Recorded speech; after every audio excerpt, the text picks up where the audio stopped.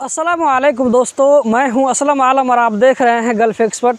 दोस्तों, इस वीडियो में आप लोगों के साथ में दो इम्पोर्टेंट अपडेट शेयर करने वाला हूं। पहला अपडेट है कि अगर कोई मुस्लिम गल्फ़ की कंट्री में रोज़ा नहीं रखता है, वो खुलेआम खाना खाता है दिन में, तो इसके ऊपर में क्या पनिशमेंट आएगा। और दूसरा अपडेट है ऑन अराइवल को वीज़ा को लेकर के।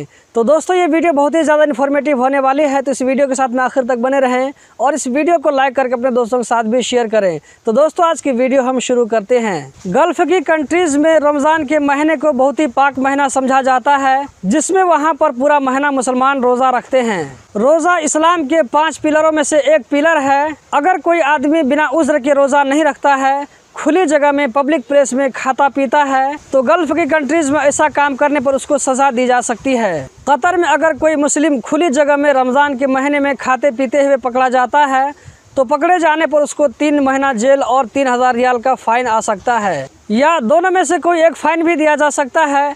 लेकिन मैं जितना दिन कतर में रहा हूं, मैंने किसी को भी इस बारे में फ़ाइन होते हुए या जेल में जाते हुए नहीं देखा है। ये कानून मुस्लिमों पर लागू होगा, नॉन मुस्लिमों पर नहीं। जबकि कुवैत में इसकी सज़ा 100 दिनार और 1 महीना की जेल होती है, या दोनों में से कोई एक सज़ा भी हो सकती है। सऊदी अरब में जेल और कोड़ा मारने की सज़ा दी जाती है। दोस्तों, आप वीडियो में देख सकते हैं, ये कतर में गशामिया की वीडियो बताई जा रही है, जहां पर आवारा कुत्तों ने हिरन के रेवड़ पर हमला करके 10 हिरन को मार दिया, जिसको बलदिया वाले उठा कर ले जा रहे हैं। पिछले कुछ महीनों से आवारा कुत्तों का आतंक बढ़ता जा रहा है कतर में। ऐसा लगता है कि बलदिया वालों ने अभी तक इसके खिलाफ कोई अच्छा प्लान नहीं किया है। इंडिया, पाकिस्तान और ईरान से ऑन अराइवल वीज़ा पर कतर जाने वालों के लिए एक नया अपडेट है, जिसे सुनकर आप लोगों को शायद खुशी नहीं होगी।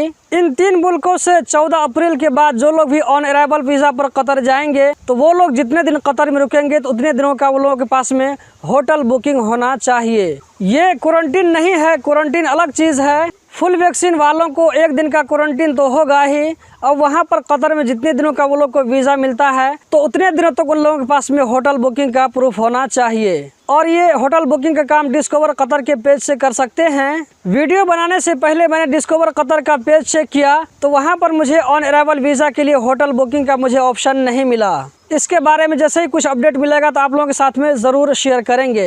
ये रूल 14 अप्रैल 2022 से लागू होगा। तो दोस्तों, यही थी आज की वीडियो। उम्मीद करता हूँ ज़रूर पसंद आई होगी।